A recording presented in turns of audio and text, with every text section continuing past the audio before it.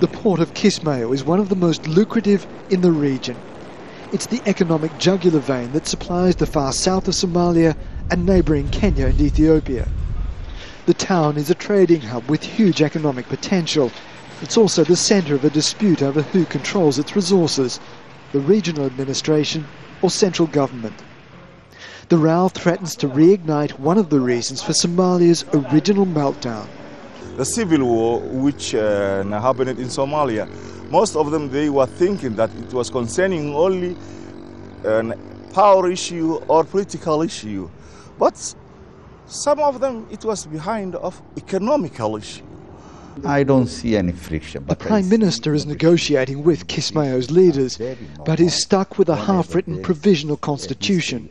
It acknowledges regional power, but says nothing about how that should work. But we agreed that we should have to review the constitution while we are implementing. But that sounds a little bit like you're trying to build the aircraft while it's in the air, and that's quite a dangerous thing. But that is how we put it in our constitution, and we should have to follow it.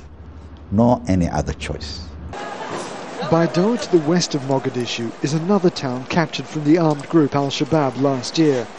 It's also a vibrant trading centre with its own emerging administration trying to work out its relationship with the national government. Here in Baidoa, as in regions right across Somalia, they're watching what's taking place in Kismayo very, very closely indeed because, well, nobody wants to start the fighting again.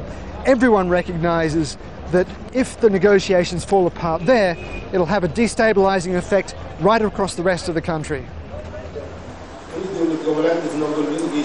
Baidoa's elders and its governor are deeply concerned.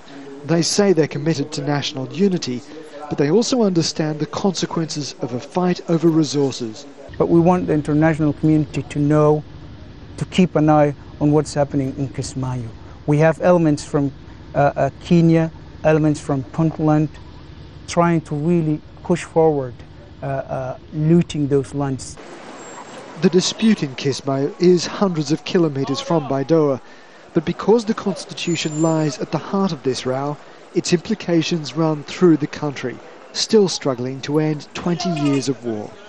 Greste, Al Jazeera in Baidoa, Somalia.